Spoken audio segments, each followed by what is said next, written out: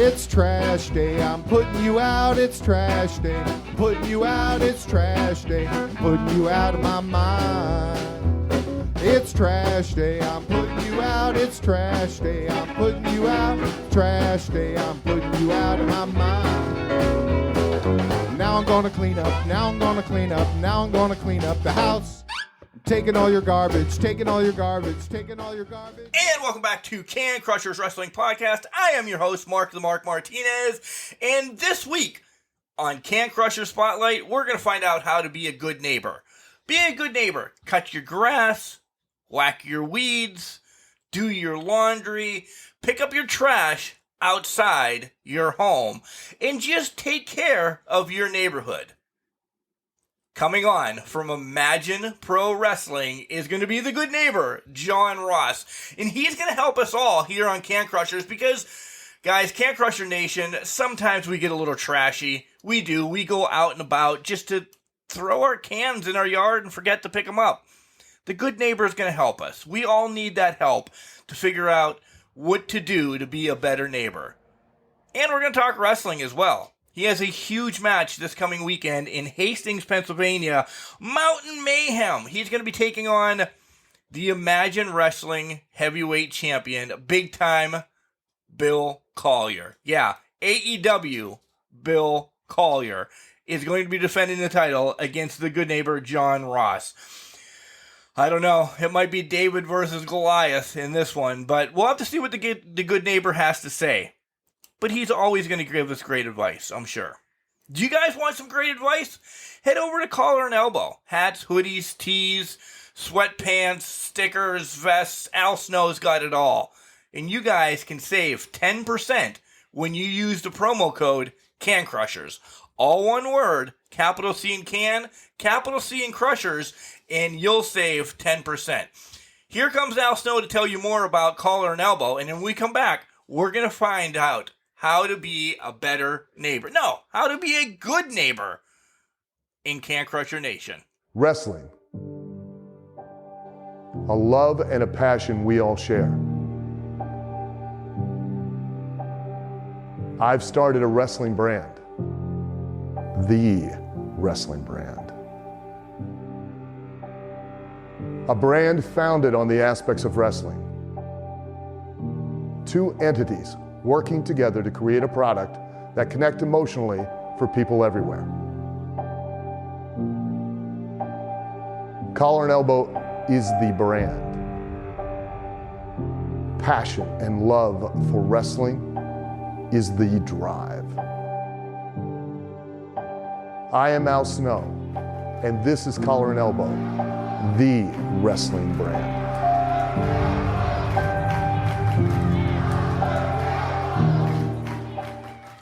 Welcome back to Can Crushers. Guys, I told you I was super excited to have this guest on. He's got a big match coming up this weekend in Hastings, Pennsylvania, but we'll get to that because right now I'd like to welcome to the show the avatar of Argyle, the two-time Dojo champion 2019-2020, the good neighbor John Ross. John, how are you doing? I am doing great. I'm actually in the laundry room right now, washing a brand new sweater that I plan to bring with me to Hastings, Pennsylvania and be victorious against the Bill Collier. That is what a good neighbor does. Laundry, right? Well, that's right. Actually, a good neighbor doesn't just let his laundry sit around. He washes it and folds it and puts it away all in the same day, unlike a lot of other people. Yeah, those putrid people. Yeah. Because what ends up happening is, really that's a problem with a lot of people. And I guess if I can just go ahead and take off here, like a lot of what I've tried to do as a good neighbor, I haven't done anything that the people out there watching aren't capable of themselves. A lot of people come out and they want to say that the fans are stupid or incapable or things like that. And that's not true. All I've ever done from day one is try to set an example of what you can do is if you get up off of that chair and just wash your clothes like you're supposed to, or trim your hedges, or, pull some weeds, or just do that little bit extra. And I think what happens is a lot of people see that and they realize that they're not doing enough, and that they get upset with me just for wanting to set a better example. Yeah, you're the one getting the bad rap for just taking care of normal things.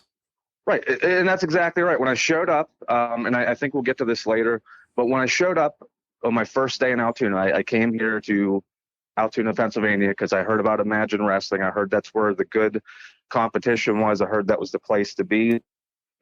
And I looked around the town, and it was a once great town. I mean, Altoona has fantastic history. It was a railroad town. There was a theater here. There were restaurants. There were culture. And, you take a look around town and you see trash along the road, which I tried my best to clean up. Occasionally I will say there's one guy, I got to rewind a little bit, because there's one guy in Altoona I've seen walking around town. I don't know his name. I hope I see him again. But as crazy as it sounds, there's a wizard that rides around on a hover round, and he has like a little red wagon that he pulls with him that he picks up cans. That guy is doing the right thing. Odd choice of clothing. It's not a sweater like what I would wear, but that one guy gives me hope that people here can be saved if they just follow what I'm trying to show them to do. But anyway, like I said, I came here. I did my best to try to educate people on how to be better, how to be a good neighbor like me, and they turned it down. So eventually I had to just go ahead and cut my losses and start my own neighborhood, which is what I did. And you did. And that neighborhood is really taking over in Imagine Wrestling. Right. Yeah. And a lot of that is because I found people who did want to do that little bit better. Like, for example, one of the first people I chose at the beginning was Malachi Gage. And he gets a reputation as being somebody who's unhinged or maybe a little unstable. And, he might be a little off the wall. He might not think the way that other people do. But I looked at that guy, and he had speed, he had strength, he had technical ability. But he had a few people in his life that were holding him back and holding him down and not pushing him to his fullest potential. And now I would dare say he is one of the biggest up-and-coming stars in Imagine Wrestling since joining the neighborhood and just getting that little bit of a push. As a matter of fact, he is currently now the two-time Imagine Wrestling Tag Team Champion. He won once with myself, and he reclaimed the titles with Rick Matthews. Yeah, and it doesn't hurt that he's a little bit crazy, too. Yeah. There's times when, because of my sensibilities, I try to do the right thing and handle things the right way. But looking at my own failings and trying to improve myself, I know there's times when I need somebody who is willing to go to a few places that I may not yet have the ability to go mentally. So that's why I have Malachi Gage, and everybody in the neighborhood actually has a piece of the puzzle to make us a better team. And that's what a leader does is, if you look at all the great teams in sports history, like you have, Michael Jordan was on the Bulls for how many years, didn't win a championship. And don't get me wrong, he was a great player. He's one of the greatest of all time. But until he got Scottie Pippen, and some of the other guys like Steve Kerr, he never won that championship. He surrounded himself with great people. And that's what I did in the neighborhood. And then I started with myself as the core component and then built around that to make, I would dare say, one of the best and most effective teams in professional wrestling. Oh, without a doubt. And again, a teaser, because we won't talk about it until later in the show, but this coming Saturday, you have your chance to become the Imagine Champion by taking on Bill Collier. Yeah, that is true. Like I said, we can get to that later, but on top of that, something a lot of people don't realize, and you mentioned the Dojo Cup, and I'm very happy to have won that. And I'll touch on this later. That's an instance where everybody counted me out. Everybody laughed at me. They thought that I couldn't do it. They looked at all the other people that were there, and I pulled it out. Like I am a clutch. I am somebody that knows how to deliver in the clutch. Now, but on top, go ahead. No, I was at the 2019 one, and I've come around because I've seen what the neighborhood could do. I didn't see you pulling it off. I with the superstars and everybody in that. I was one of those naysayer doubters. But since then, I wear the shirt. I wave the flag of the neighborhood. Right. Well, as you should. Just make sure that if you wave the flag or if you wear the shirt, especially with flags, like check with your HOA. Like there are some regulations with that. Make sure you're your flagpole is the height that it's supposed to be and within regulations, and you shouldn't have any issues. Right. I'm sorry I cut you off. Go ahead and say. Oh, no. Okay. No, but what I was going to say, I'm looking forward to that match against Bill Collier. Because for me, don't get me wrong, Bill, I will take nothing away from him. And I know this might be odd to hear in wrestling. You know, everybody wants to put down the guy that they're going into the ring with. But let's be honest, he's 6 foot, whatever he is. He's a solid, probably 250, 260. He's one of the strongest, most athletic people, honestly, I've ever met in my life. So I will take nothing away from Bill Collier. But like I said, I deliver in the clutch. I won the Dojo Cup, as you said, but what a lot of people might not know, and I don't know if you were there, but I won, as I mentioned, the tag team titles at Imagine Wrestling. I actually completed that tournament with a broken jaw. I had a broken mandible, and I finished the tournament, and I won that. For a little while, I was the Imagine Live champion. I defeated Braden Elliott. So if I win this match against Bill Collier, I will be the first ever Imagine Wrestling Triple Crown champion. That's amazing. And you do your due diligence. You do your work to get there. I do.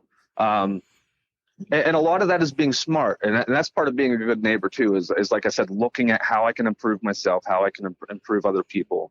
But starting with myself, it's figuring out the strategy. And I had mentioned before about having the different pieces and looking at how to accentuate the strengths of the neighborhood. But looking at myself, I look at a guy like Bill Collier, and like I said, he's strong, he's athletic.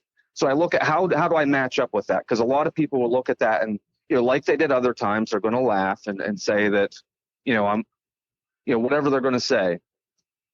But I'm cut from the same cloth as people like Jack Dempsey. Back on July 4th, 1919, Jack Dempsey was a professional boxer, roughly the size that I am, slightly taller, I think actually a little bit lighter. I think he was about, 183 pounds or so. He went up against Jess Willard, who at that time was, I want to say like 240-ish, like 6'4". All love 240. I just watched the clip. Yeah. Everybody thought that Jack Dempsey could not win that fight. But what ended up happening is Jack Dempsey won that fight in such a convincing fashion that it ended Jess Willard's career. Like, he knocked him down, he hurt him, he pulled out a victory that nobody thought that he could pull out. And that's what I've done time and time again. Like we talked about how even you thought that I couldn't win the Dojo Cup, and I pulled that out in the clutch. We've talked about the tag team titles, which I won despite an injury. Yeah. Then I won the Imagine Live title from Braden Elliott, who, again, is somebody else from Imagine who is a top-notch athlete. I managed to pull that out when people thought I couldn't. Traditionally speaking, if you look at history, like I'm cut from that same cloth of people like Jack Dempsey. I'm cut from the cloth of somebody like, use a more modern reference, maybe Buster Douglas, who knocked down Mike Tyson. I am somebody who delivers in the clutch. So historically speaking, when it comes to Hastings, in my mind, Bill Collier is going to be the underdog in this fight because I deliver every time. Yeah. Let's get to some questions real quick. And Sure. I have to start off with just the funny one. How the hell hard is it to wrestle in Argyle sweater? Because you got the bright lights on you all the time. It's just got to be a cesspool underneath that Argyle when you're done. Well, that's actually a great question. A lot of people ask me that. And if you go back and look at some of my old sweaters, I had a different brand of sweater that I wore in my early matches. So I had to, and this is part of doing the due diligence and doing your research and being patient. And, first of all, I want to say I wear that because that's something that's meaningful to me. It came from the Ross clan, the Ross family, who, my brother was recently at the most recent Imagine show. And that's something that's meaningful for me. It helps me stand out. But as far as the sweater itself, I had to do some research into what sweaters were the better material, what would breathe better. It is hot, but then that goes to show, like, I put in the time to condition myself to get used to that. And currently the brand I am using is, see if I'm saying this correctly, is Coofandy, Coofandy. And the material that it's made out of breathes a lot better, and it's a lot lighter for being under the lights. They should sponsor you. They should. A lot of people should, actually. I've recently been reaching out to. I always mention Rage Ginger Ale. That's another business I try to push. There. Yep, we're getting there too. Yeah, but I definitely recommend that, even if Argyle is not quite your thing. And by the way, a lot of people think that plaid and Argyle are the same thing. That is not correct. There are a lot of different types of patterns. There's Argyle, plaid, houndstooth, a few other things. I prefer Argyle myself because it dates the whole way back to the Ross clan from before my family came here. Wow. See, little history lesson today here on Can Crushers as well. Yeah, well, like I said, as a good neighbor, like not only do I do the right things day to day, but I'm a good neighbor as an educated neighbor. A good neighbor is somebody that pushes himself to be better in every aspect of life. Yeah.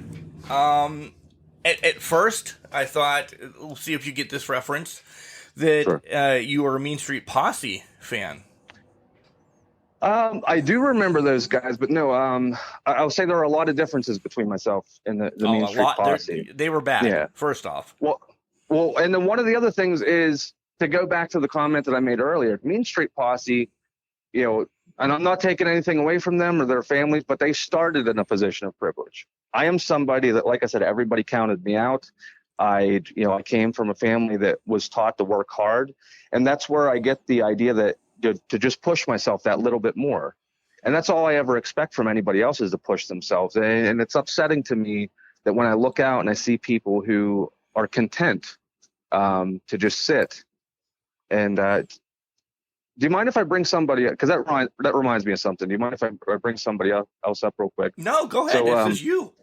So a few weeks back, I was watching one of the Imagine Lives, which is Wednesday nights on YouTube, and Lucio DeVere was on there, and he talked about how stupid the people of the Altoona area were. And I will say, like, I disagree with him on that. Because I think a lot of those people aren't stupid. Every one of those people, or most of them, know what they're doing wrong, and they choose the life that they choose. And that's what upsets me the most, is like, they could be doing better. They could be cleaning up the town. They could have the success that they want if they just push themselves just that little bit more, and they don't. And that's something that really gets to me, and what really drove me to finally to wash my hands of it and say, look, I'm here if you need help. But I'm not going to help somebody that doesn't want to help themselves. And if you want to boo me, that's fine, but you're not going to argue with the success that I've had. Yeah. You put down the bag of chips and get up and do. Again, I keep saying this, due diligence. If the people of Altoona or Hastings or, wherever the good neighbor decides to go, just puts down the chips, get off the couch, pick up the fuzz on the floor, sweep your floor. Right. You're a better person for your neighbor and yourself.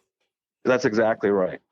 And, and it takes a community, and to get back to the sweater reference, it takes a community to weave together like that. And every little piece should be stitched together and create a pattern that's strong, like that Argyle pattern that's on my sweater. And, put on a sweater and make it better. Yeah. Who introduced you to wrestling when you were a young good neighbor? Well, so a long time ago, I remember I used to stay at my grandfather's house a lot. It was Charles Ross.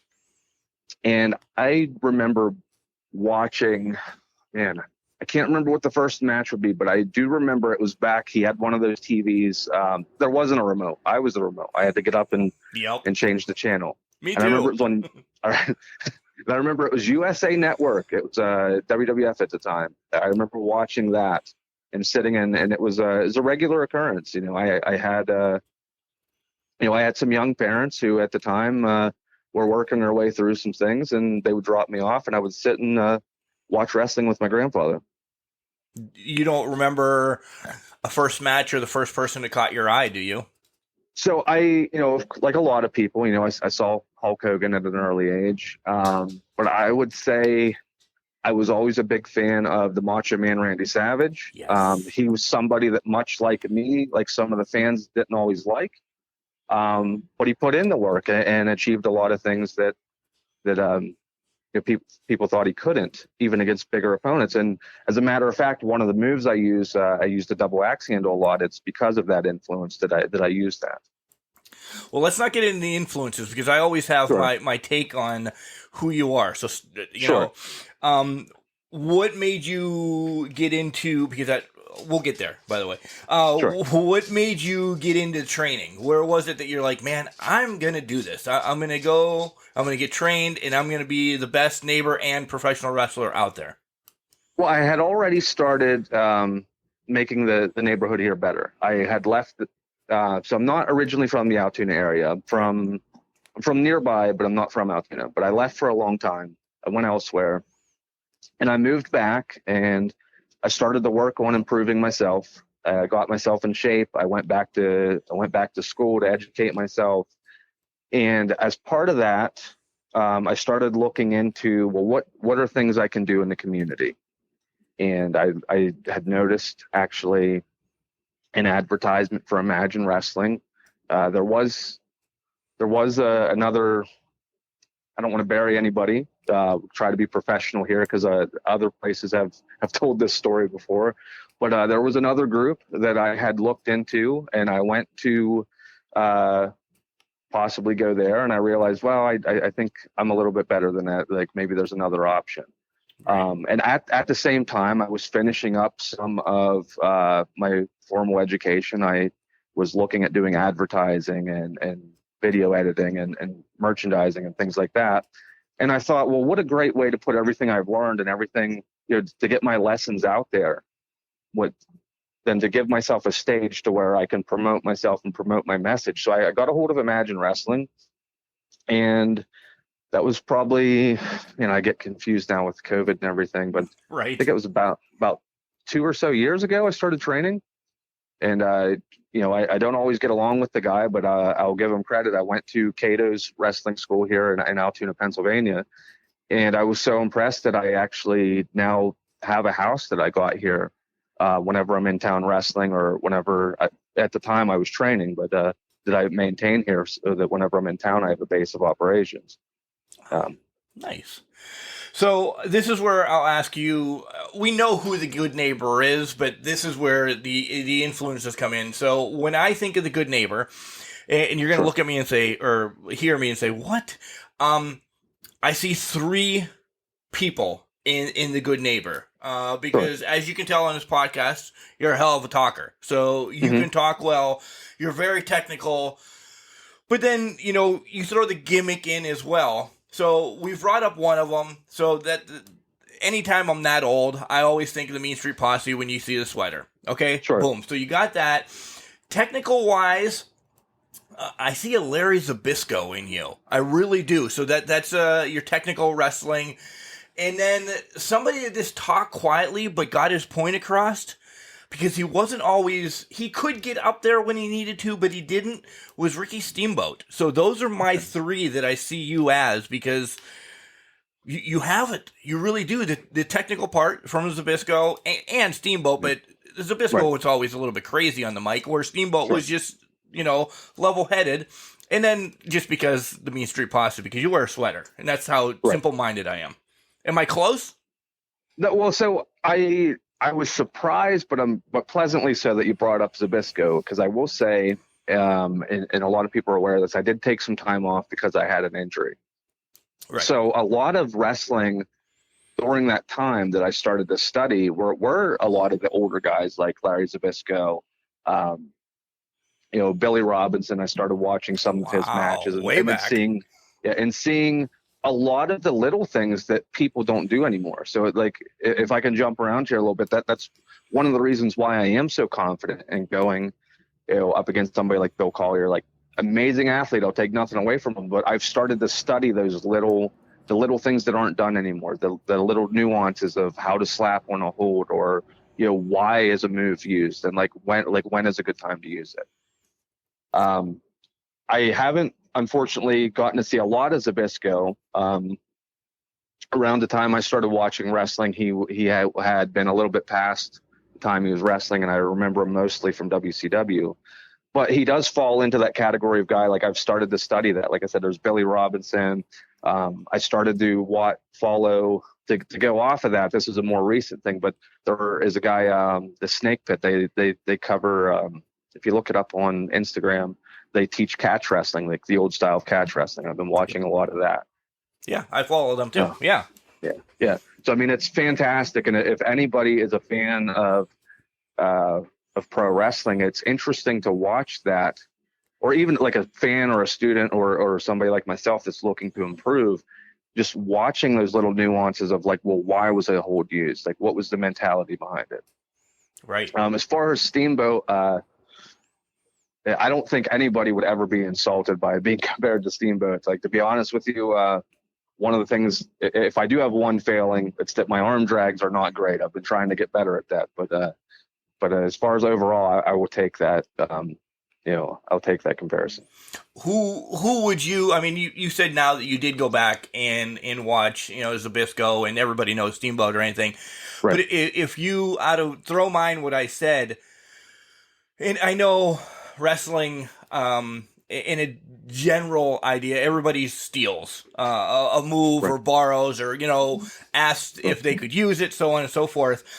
Who would you say that the Good Neighbor, the wrestler, is kind of booked after for you? I know you said you went back for Zbyszko, but before you went back, who were you going for? Somebody. Well, in the beginning, to be honest with you, I had I will say, if there was one failing I had, is that I didn't know what my own strengths and weaknesses were. So that's something that was a little bit of discovery for me. So in the beginning, I looked at guys like Chris Jericho and things like that because they were the guys that were more my size. But then when I started to realize, well, what are the things I'm good at? Like, what are the things that come naturally to me? I started to look at a lot of the older wrestling, like I said, and I would say, like I brought up the Macho Man. He's somebody that he managed to have some high flying and high speed offense, but without needing to add in a lot of extra steps that you see from guys now. Like there are a ton of guys that are super athletic. Yep. But they waste a lot of motion with what they're doing. Ricochet. Right. Like he's one of them. Can I do the things he's doing? To be honest with you, like I would be lying if I said I could, but there are things that I can do, like figuring out, well, when do I do a move? And that's been part of my success. Like, when do we do something, like cutting out the unnecessary steps? Another guy I've been looking at, and actually I mentioned Malachi, like when every now and then when he stops laughing, like him and I sit down with Coach Lance Payne, and we've been watching some tape of like Carl Scotch and, like some of those older guys, and seeing like how did they approach something, why did they do something a certain way. For me personally, like I said, it would be the Macho Man, a little bit of Diamond Dallas Page, just because he was somebody that when he started training, like there's some similarities there to where a lot of people thought he couldn't do it. So I liked his story and I gravitated to his style. And I borrowed like one of the moves I used as I started, what he called it the diamond cutter. I call it the HOA. Yeah. But I started to use that. And a lot of people, that's something I want to correct now that I think about it. So a lot of people seem to think that and the RKO are the same move. Now, they are very similar, but that is actually not the case.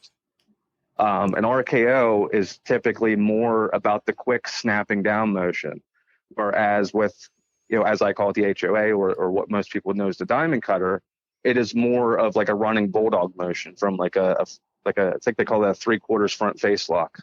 Yeah, if we want to get technical, yeah. Yeah. So the difference there is it's a timing issue, because a lot of people I go against are expecting something like the stunner or the RKO, so they're expecting that. So changing that little bit of timing and making them move and making them run like that when they've already been tired. And I have my conditioning up because of the sweater and the other things I do out in the sun, like weed whacking and things of that nature. They're not ready for it, and that's why I've been successful with it. Yeah. Tag Team Championship, Dojo, and Live. Yeah. So that would be one. So there would be Diamond Dallas Page. There would be, like I said, the Macho Man. And even though I may not have taken very many of the moves, I'll probably have to go back to Jericho. I mean, he's somebody that he showed how far an intelligent wrestler could go, as far as everything I'm just saying. Like, he knows when to change things, like when to apply a hold, or when to pick his spots. And if I could pick somebody from older wrestling, I would say somebody I've watched a lot of, and this is where I thought you were going before you said Steamboat, is I am a big fan of Nick Bockwinkel, like how he approached things. I could have taken Bockwinkel, and that would have taken Steamboat and Zbyszko right out of it. Yeah. So, it's a combination of both. Good. Yeah, I like Bockwinkel. Yeah. So let's learn a little bit more about the good neighbor, John Ross. Outside the wrestling ring, and even, in your downtime, because even a good neighbor needs to take a break every once in a while. Sure, of course. Yeah. What does a good neighbor like doing? Reading War and Peace, or do you get on the video game systems, classical music? What do you go with? Well, I've every now and then I'll get on game systems. That's something that's a little newer to me. Whenever I was younger, I played a few arcade games, but I haven't been getting on them very much. I'm actually more of a board game guy. I've been playing a lot of. I grew up, actually, I mentioned the grandfather. I played Parcheesi a lot with him, which is similar to Trouble, but it's a little bit different. And actually, let me go upstairs here. I can open some of the games I play. But I like a lot of thinking. Oh, you're done games. with laundry now? Good. See that? Taking care of laundry during a podcast. Sorry. Well, you batch tasks. That's what I recommend as a good neighbor, is you batch tasks. So to explain what that means is, if you're going to a store, or you're going downstairs to do laundry or whatnot, like, you think of, well, what are the other things I have to do while I'm there? And you just wrap it all up. But so I like Parcheesi. I actually recently stopped, and this is related to wrestling, actually. I found at an old bookstore out in Pittsburgh, there was Luchador, the Mexican wrestling dice game. Ooh, and tell me more. I'll have to send you pictures of it. I mean, it is a lot of fun. I've been playing that. It comes with a little ring that you build, and there's little cardboard cutouts of the wrestlers. I'm still working on adding John Ross in the neighborhood to this game. But the idea is, you have little dice that you roll to see if you hit the other person or block or whatnot, and you have to knock out or pin your opponent. Well, maybe you should bring this to an Imagine event, and afterwards we can play a little bit. I love all old school board game wrestling games. WWF had one. There's a new one out now too that essentially you do the same thing. I think it's just called generically the wrestling game or something like that. But yeah. But one of the other things I like to do is when I first came to this neighborhood, is getting to know the neighborhood and seeing a lot of the local restaurants and things that are around. And when I first moved in, I took a fruit basket to the lady down the street, and they invited me to a bake sale. So I went to that and tried some pie that was fantastic. So that's something I've been doing, is trying to, try to get to know the area a little bit. I'm not always happy with the people that are in the area that I'm in, but there's try to get to know your neighborhood, figure out who belongs, who doesn't, what are the problem areas, things like that. I like going to the movies a lot. I'm a big fan of, there's $5 matinees. I go to the AMC here. That's something I like to do. And, I always like to enjoy my yard work. I get out, it's peaceful. It's a time to get away from, I feel like a lot of people are too stuck on their phones or screens or things like that. I get out, I water the petunias when I can. I pull some weeds. I'm a big advocate of weed whack, and I think a lot of people neglect that whenever they mow their lawns. They cut the lawn, and this goes back to what I was saying, people don't take that one extra step. They'll have a lawn that looks great, and then they'll have just this line of weeds around the whole edge of it. Yep. And you got to take that little bit of extra time. See, I actually do it the other way. I will weed whack first to get a nice pattern around my house. And then know that, all right, I'll go a little bit longer. So I don't have to bounce my lawnmower off my house. I'll just go out a little bit more with the weed eater. This way, you should do them both. So I always weed whack first. Take care of the junk that looks horrible all the time. Because weeds always look bad, John. It doesn't matter if they're little or big. They're always bad. Right. Yeah. But yeah, I mean, and so I'm a board game guy. I do have a game system from whenever Jake Wiley was briefly part of the neighborhood. But, I haven't really gotten on it a whole lot. Mostly I use it to watch movies, to be honest with you. So it's, I don't know. I feel like I should use it more, but it's just kind of sitting around right now. But that just, again, you'd rather be active than worried about, sitting down and playing video games. Yeah. And I like something that is a little bit more thought provoking. You had mentioned reading. I do like to read. And I've recently gotten into, this is probably going to be a little off brand for me, but to be honest with you, I've started reading a lot about like philosophical paradoxes, like things that seem like they can't be true, but they are. So that's kind of interesting. Which one are you stuck on right now? And I don't know any of these, so I'm pondered by these. Well, one of the ones I just started reading, and I'm not very far into the book, is they're discussing, well, how can you be sure of knowing what you know? Oh, God. So then that just blew my mind. Right.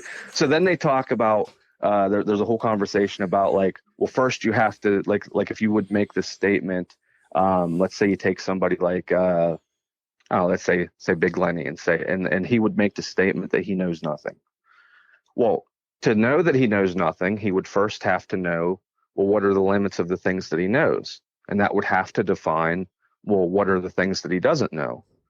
So he knows something to be able to know nothing. Ooh.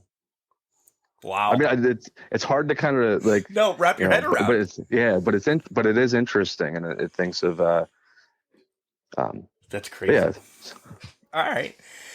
So let's touch on music then, real quick. What do you kind of, when you're driving to events or anything? I'm a podcast guy essentially anymore. I just music is worn out. I like listening and getting people's thoughts from all different type of podcasts. Do you? I've actually started to listen, especially with the neighborhood having a successful tag team right now. I like listening to the Jim Cornette podcast whenever he talks about the psychology of tag team wrestling. And that's something I've taken a lot of notes on. And whenever I get with Lance Payne, like we sit down and figure out, we have guys in the neighborhood that have incredible ability. Like I've already said about Malachi Gage and his current partner and the other half of the Imagine Wrestling tag team champions is Rick Matthews, who, is one of the strongest people I know that I've met in person. And so they have the physical ability. It's sitting down as a team and figuring out, well, what's the best strategy? And, who better to learn from than somebody that managed one of the most successful tag teams in history? Very true. And, much like me, he's somebody that people not always like what he has to say, but he's often right. He has a lot of information that people don't want to hear, but it's correct. Yeah. So I listen to him. Music wise, depends on my mood. Like sometimes if it's a long drive, at home I like to relax a little bit when I'm sipping some ginger ale and maybe listen to a little bit of smooth like jazz or something like that. But when I'm on the road, I need something to keep me awake. So I listen to a lot of Khalid, and there's a newer guy. I don't know if I'm saying his name right, but it's Moray. It has like a little bit of a, I don't want to say it's quite hip hop. It has like a little bit of a beat to it, but it's like a more smoother, I guess R&B you would say, but like a newer version of R&B, if that makes sense. I'm sure there's a word for that. I'm just not quite sure what it is. Okay. So you brought up ginger ale again, and we just need to dive into it. Why ginger ale? Because anytime I think of ginger ale, it is, I have the flu, I have, some type of sickness, and right after ginger ale, my mother's going to bring me saltines crackers. Sure. Well, with that, so that's also a memory I have. So whenever I was younger, I mentioned watching wrestling with my grandfather. So my grandmother, whenever I had an upset stomach or something of that nature, would often give me ginger ale. Well, I got older, and I tried a lot of other sodas. There's some other things I liked. I dabbled in some RC Cola for a while and a few other things. But I don't know. It's a good drink that mixes with a lot of different things. Like whenever I was younger, it was for for practical purposes and because I liked it. But then as you get older, there's a few adult beverages that ginger ale mixes quite nicely with. And other than that, more specifically, whenever I started training and trying to take better care of myself, I wanted to cut down on sugar. So I found Reed's ginger ale, which they make their ginger ale with all natural ingredients.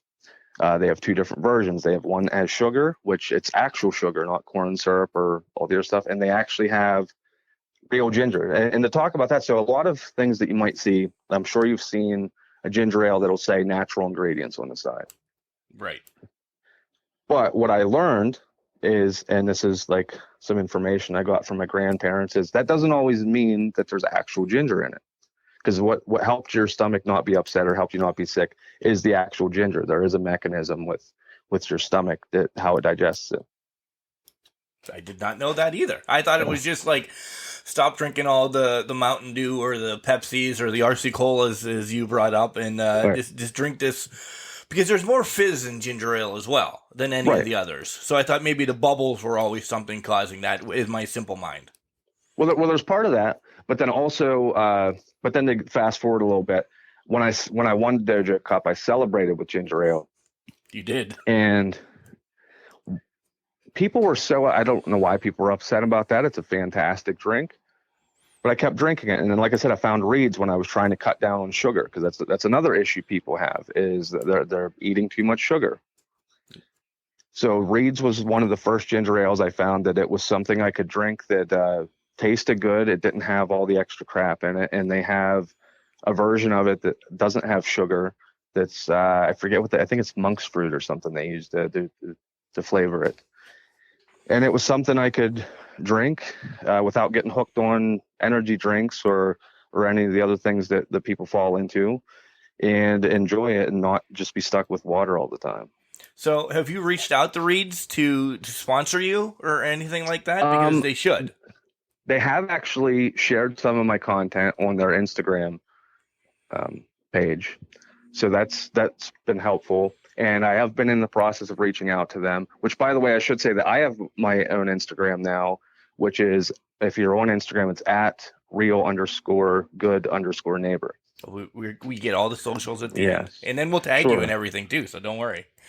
But yeah, so I think part of it is to go back to how I said everybody always wants to count me out. When I won the Dojo Cup, I think for me it became, on top of something I like to drink, it became symbolic in that it was a symbol for me to show I'm going to do things my way.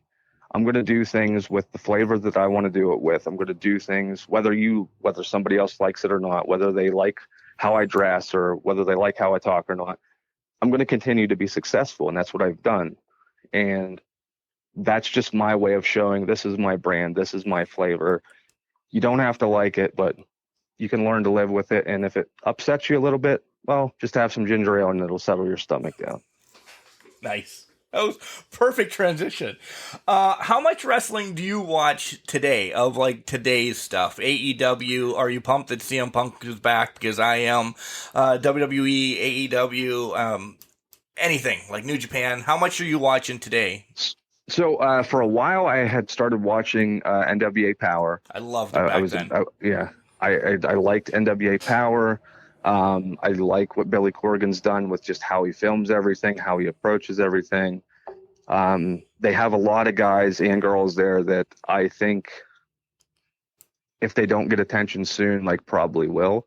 To give an example, that's where I first became aware of people like Thunder Rosa, who is, I believe she's on AEW still right now. Correct. So I like her. Every now and then I watch AEW. It's kind of spotty because I've been on the road a lot. I've been traveling to a few places between Imagine and some of the other places I've done work for. But in particular, I started watching some of the Bill Collier matches, like to get prepared for my match with him in Hastings. So I've watched some AEW, like not as much as I probably should, but it's been a little busy with booking dates and some of the matches I've had. And then WWE, I'll be honest with you, like I struggle to make it through 3 hours of Raw, and I wish that wasn't the case, but I do struggle to make it through the whole show. So I watch the pay-per-view. I thought the Roman Reigns match with John Cena was really good. I'm probably one of the few people that's actually excited to see Brock Lesnar back. I'm always a fan of his work. He's another guy that I think, a lot of people might not like him, but I mean, you watch what he's doing whenever he's on TV, and he's an amazing athlete. He brings it every time. Yeah. I agree. Rollins and Edge, though, match of the night for you? So I would like to say yes. Unfortunately, I was struggling with the Peacock network, and it was very glitchy watching it. Of course, everybody was, again. So, it's one of the few times I decide to turn on electronics and get away from board games and get away from ginger ale and yard work and everything else. And I sit down and watch it, and it's, I don't know, I both as honest, to be quite blunt, both as a wrestler and as somebody I mentioned earlier, I went to school for that sort of thing, like production and advertising, things like that. I can't imagine that somebody is not fired from that company over how poorly like that streaming service seems to be working. Communications degree right here, and I think the same thing every time. I'm like, I had better stuff at the University of Pittsburgh at Bradford, which is one of Pitt Bradford's smallest colleges, and I'm like, we had better stuff there. How is Peacock just, I'll say it, shitting the bed all the time on their big company? Yeah, and the other thing too, I mean, if it was me, if I was, let's say hypothetically, I was Vince McMahon, it would really chap my butterscotch to like see that happening at a time. Like you mentioned CM Punk, like, for the longest time, WWE wasn't worried about AEW as far as competition. Well, now they have, if I watched CM Punk come out and he knocked that out of the park with everything he said, like how he approached everything, how everything was set up. And then at the same time, you have one of your biggest shows of the year, and the people that want to watch it are struggling to watch it. Yep. Like that is just, I can't imagine that anybody would be happy with that. I agree.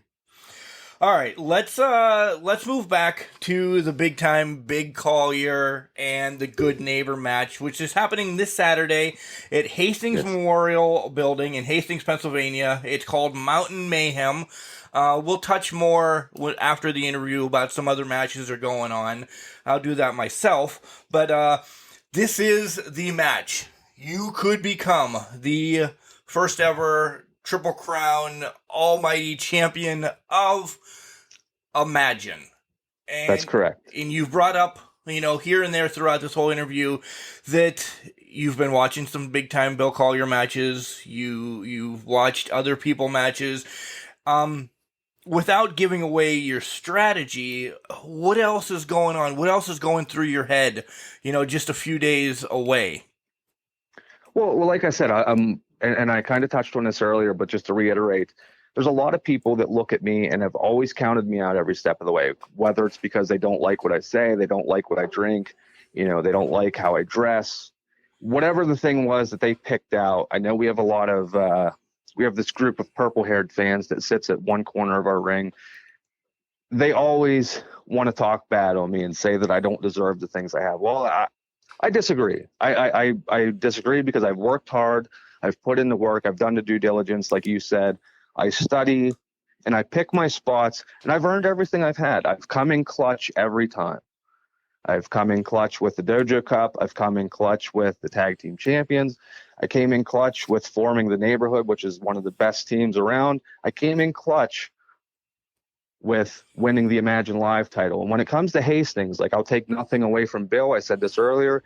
He's big, he's strong, he's athletic. He's somebody to be quite honest with you. Whenever I was first starting out, I watched and learned a lot of things from, both psychologically and physically. So I think, like I said, I'm cut from the same cloth as somebody like Jack Dempsey, who I'm going to make Bill Collier the underdog in this, because he's somebody that he's used to going against people that want to try to have the foolishness of matching strength with him. I'll take nothing away from Bill. He's strong. He's athletic, as I said. So I'm going to craft a strategy that accentuates my strengths and takes away his so that I have the best chance of victory in this. And I dare say that when I come back to Altoona, Pennsylvania on September 11th, which is the next show in Altoona, that I'm going to bring my weed whacker to the mat there to do my first title defense. But before I get to that, like I said, it's going to be in Hastings. It's going to be against Bill Collier, and I foresee that I'm going to win that match. I do too. With all your training and everything, I agree. July 4th, 1919, August 28th, 2021 are going to go down simultaneously in history. Yeah, because what it comes down to really is, you look at the banner, you look at what's on the banner, and it says Imagine Wrestling. Like, people have been using their imagination, the imagination, as I think Cato likes to call it, the fans. They've been asked to imagine wrestling for the last 2 years, and they've done that. Let's think of some of the things that we've seen. We've seen, a beast man who is however tall he was at Imagine Wrestling. You have somebody. We had somebody for a while that had 6, 7, 8 abs, whatever it was he was advertising that he had. You have, people like the Rad Boys, who they're okay. I mean, I guess they, hang out with kids with their 1s and 2s and 3s and ABCs on the weekends, buying some bangs. It's not really my thing. They're a good tag team, but John Ross likes somebody that, likes the older ladies that know how to fill out a sweater, if you know what I mean. But you go through all these people in Imagine Wrestling, whether they're big, whether they have abs, whether they're rad, whether they're not rad, whether they're crazy, whether they can wrestle, whether they're a martial arts master. You look at all of them and use all of your imagination, and what you come down to is that I have one thing that they don't have, and that's reality. And the reality is that, as I've said, I've won every step of the way. The reality is that everybody likes to say that there's the famous phrase that, everybody has a plan until they get punched in the mouth. Well, I got punched in the mouth, and I still won that match when I won the tag team championships. And at the end of the day, the reality is, as I've said over and over again, I've come in clutch every time. And in Hastings, Pennsylvania, at Mountain Mayhem, I have all the respect in the world for Bill and what he's done with the title and who he is as an athlete. But at the end of the day, the reality is that I plan on winning that match. John, a couple more questions before I let you go. And these are actually my favorite questions. I always get them in at the end because I don't let you think about them too long. Sure. You might know what you're going to say and everything, but they're just always fun questions for me, and they hit home sometimes. So you have, little Jimmy, little Johnny, little Becca, whoever, that comes up and says, man, I really want to be a good neighbor like you and get into wrestling as well. What do you tell little Becca, little Jimmy, little Gavin, or whatever, about getting into the business? Well, the first thing I would tell them is to sit down and figure out where they can go to actually, physically get themselves in shape, but also find a school that's reputable. There are a lot of people who, and this seems to be a phrase that's coming up a lot in this podcast, but do your due diligence, as you've said, because there are a lot of people out there, I'll tell you, who I ran into that when I first came to this area, who want to say they're trainers or who want to say they're wrestlers, and they're more than happy to take your money, but they're not going to give you training that's worth much of anything. So, find a reputable school, whether, it's the one here in Altoona with Imagine Wrestling, or I think there's a few out towards Ohio and a few other places, but find a school that is going to be just as concerned about making sure that you're trained and successful as they are with their bank account. That's what I would tell them. Yep. I completely agree with that wholeheartedly. Many people have said that, so I back that up as well. Dream match, but I always throw this different caveat on it. I want to know who, I want to know what arena, and I want to know the stipulation of the match. Man, so my dream match, I would have to say that for me, because is this anybody alive or dead? I can do anything ever. Yeah. Man. So I think the dream match for me, because I mentioned him earlier, would have to be against a Macho Man.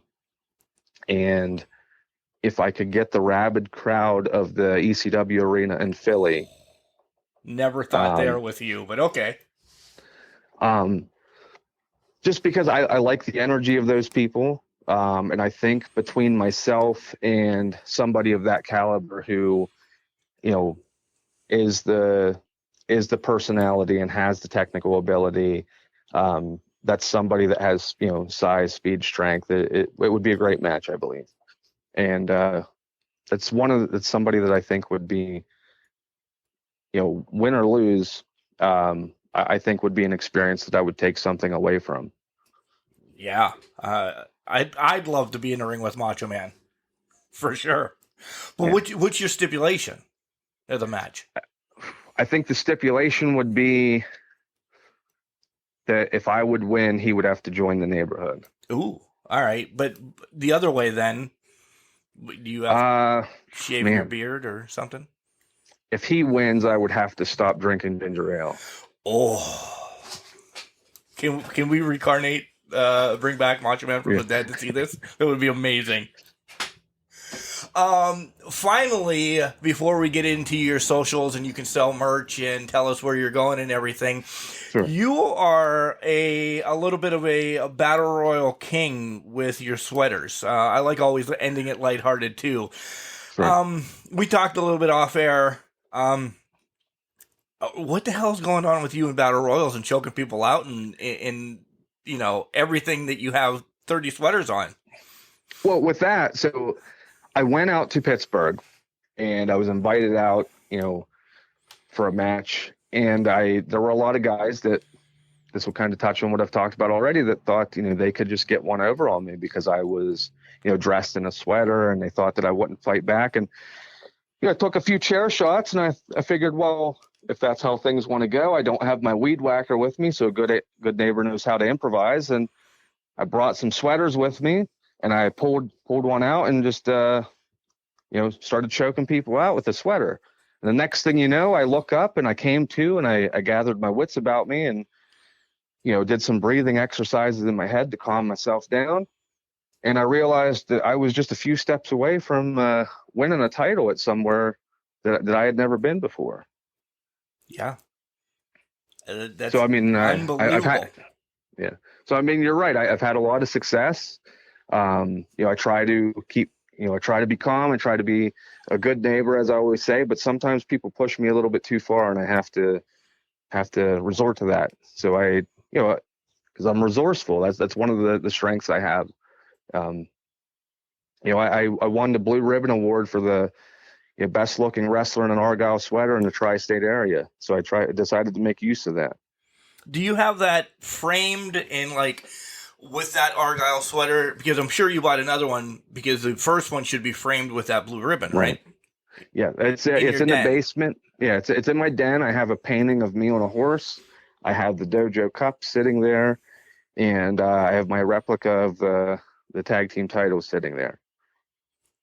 That's a great den.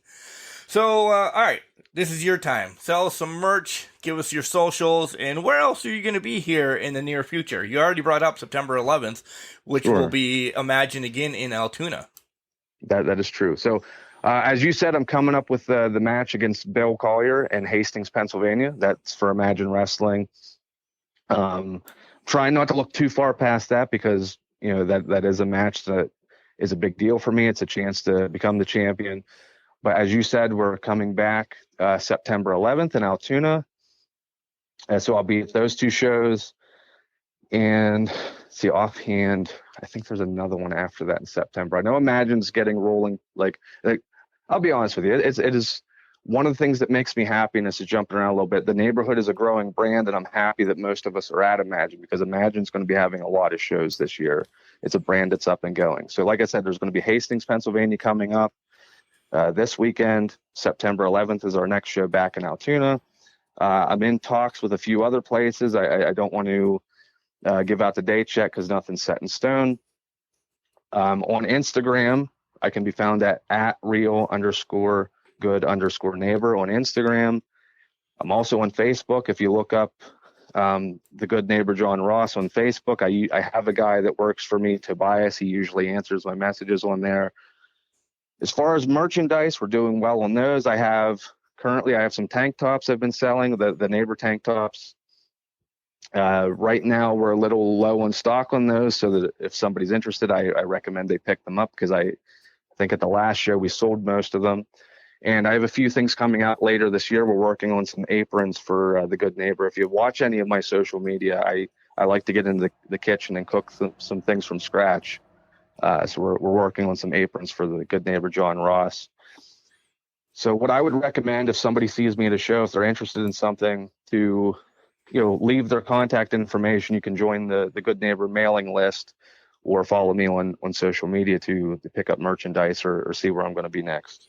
Guys, and as always, I will have him tagged in everything on Facebook and Instagram, so you'll be able to click right on his links and head over and give the Good Neighbor a follow. John, it has been amazing having you stop by Can Crushers. Sure. Anything else you want to bring up? Spit on Bill Collier. No, a Good Neighbor doesn't spit, Mark. Settle down. Well, like I said, Bill Collier, I'll take nothing away from him. I'm looking forward to seeing him in Hastings. But I think a lot of people, especially, like I said, there's that purple-haired group of fans we have that usually shows up. I think they're going to be upset. And if I'm being honest with you, if I can be 100% honest with you, please. For myself, I want to win that match. But there's part of me, if I'm being honest, that is going to have an extra little bit of a smile on my face to see the people like that sit out there and say that I don't deserve it, or say that I don't have a chance, that talk bad on me or talk bad on the neighborhood, or whatever the case may be. It is going to feel so good whenever I'm able to rub that in their face, that once again I came in clutch and pulled it out from them. Perseverance and being a good person gets you a championship in Hastings, Pennsylvania. John, thanks for stopping by, buddy. You're welcome. What a great interview the Good Neighbor John was. He always had advice for us. He told us what to do. And I told you, it's about whacking your weeds. It's about cutting your grass. It's about picking up. It's about doing that next step that makes you better. And we found out that he's ready. He's ready.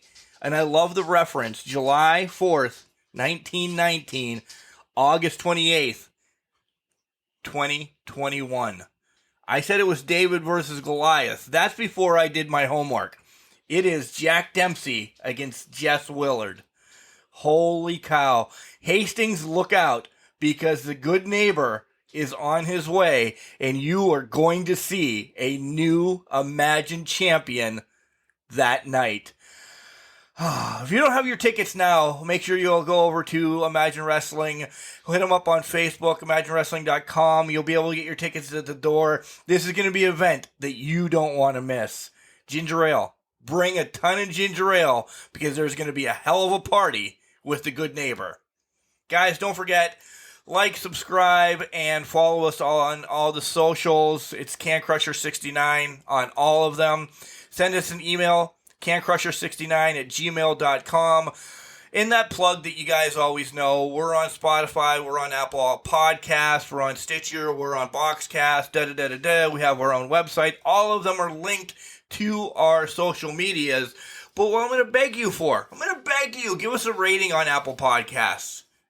Like it, share it, especially this episode. Let people in Hastings know that the Good Neighbor is coming, and he is going to defeat AEW's Bill Collier for the Imagine Heavyweight Champion. And pick up after yourself a little bit. It's the neighborly thing to do. Remember, just because you're trash doesn't mean you can't do great things. It's called a garbage can, not a garbage cannot.